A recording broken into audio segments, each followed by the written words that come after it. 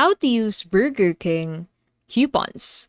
Want to get the most out of Burger King coupons? Here's how to use them step by step. So, first and foremost, go ahead and download the Burger King app and then tap the offers section. Now, choose the coupon you want to use, like discounts on meals or combos, and then show the coupon code at the counter or drive-through. Staff will scan or enter it.